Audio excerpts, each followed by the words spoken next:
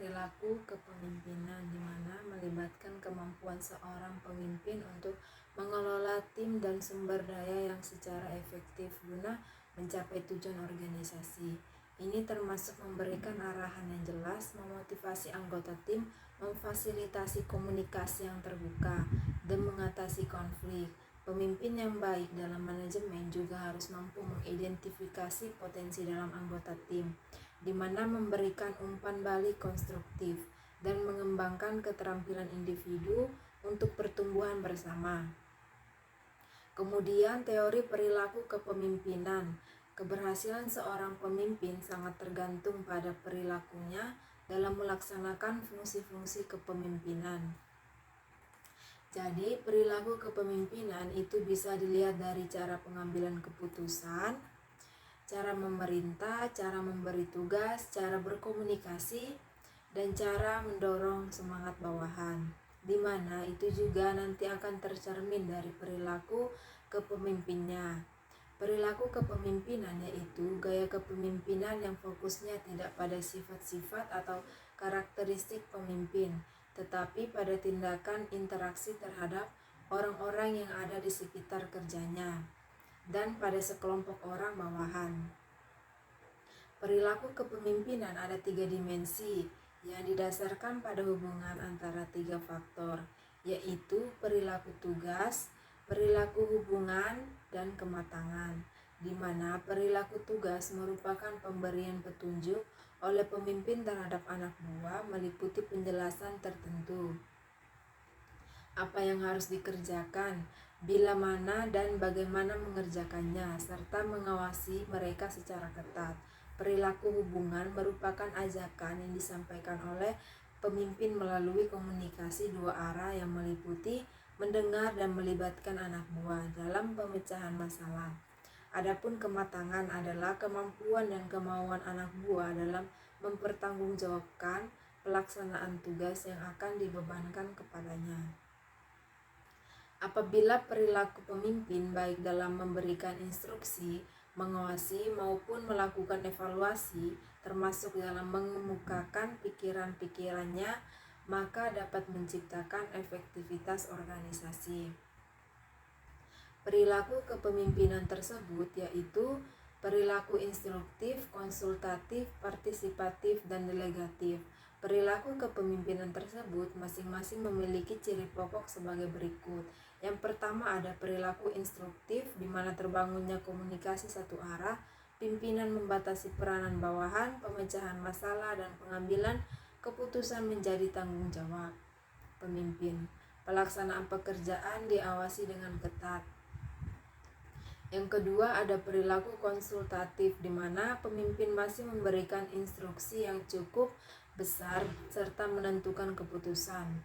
Telah diharapkan komunikasi dua arah dan memberikan suportif terhadap bawahan.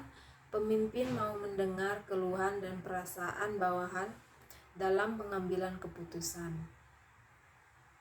Bantuan terhadap bawahan ditingkatkan, tetapi melaksanakan keputusan tetap pada pemimpin. Selanjutnya itu ada yang ketiga, perilaku persuasif, di mana kontrol atas pemecahan masalah dan pengambilan keputusan antara pemimpin dan bawahan seimbang. Pemimpin dan bawahan sama-sama terlibat dalam pemecahan masalah dan pengambilan keputusan, di mana komunikasi dua arah semakin meningkat. Pemimpin makin mendengarkan secara intensif terhadap bawahannya, keikutsertaan bawahan dalam pemecahan dan pengambilan keputusan. Dalam pengambilan keputusan semakin bertambah. Yang keempat ada perilaku delegatif, di mana pemimpin mendiskusikan masalah yang dihadapi dengan bawahan dan selanjutnya mendelegasikan pengambilan keputusan seluruhnya kepada bawahan. Bawahan diberi hak untuk menentukan langkah-langkah bagaimana keputusan dilaksanakan, dan bawahan diberikan wewenang untuk menyelesaikan tugas-tugas sesuai dengan keputusan sendiri, di mana untuk menilai perilaku kepemimpinan ada beberapa faktor yang perlu diperhatikan, yaitu yang pertama ada perwakilan atau representasi representation, di mana pemimpin berbicara dan bertindak sebagai wakil kelompok. Yang kedua, tuntutan perdamaian atau reconciliation, atau pemimpin mendamaikan tuntutan konflik dan mengurangi ketidakteraturan dari sistem yang ada. Yang ketiga, ada toleran terhadap ketidakpastian atau tolerance of uncertainty, di mana pemimpin mampu memberikan toleransi terhadap ketidakpastian dan penundaan tanpa kekhawatiran atau gangguan.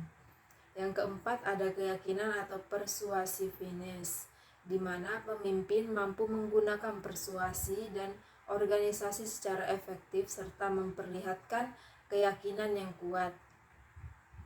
Yang kelima, ada struktur inisiasi atau initiation of struktur, di mana pemimpin dengan jelas mendefinisikan peranan kepemimpinan dan memberikan kesempatan bawahan mengetahui apa yang diharapkan dari mereka. Yang keenam, ada toleransi kebebasan atau tolerance of freedom, di mana pemimpin membiarkan bawahan berkesempatan untuk berinisiatif, terlibat dalam keputusan dan berbuat. Yang ketujuh, ada asumsi peranan atau role assumption, di mana pemimpin secara aktif menggunakan peranan dan kepemimpinannya daripada menyerahkan kepemimpinan kepada orang lain. Yang kedelapan, ada konsiderasi, di mana atau consideration, di mana pemimpin memperlihatkan ketengan dan kerjasama, kontribusi bantuan dan bawahan. Yang kesembilan, ada penekanan pada hal-hal yang produktif, di mana pemimpin mementingkan atau menekankan kepada hal-hal yang bersifat produktif. Yang ke-10, ada ketepatan yang bersifat produktif atau predictive accuracy, di mana pemimpin memperlihatkan wawasan ke depan dan kecakapan untuk memperkirakan hasil yang akan datang secara akurat.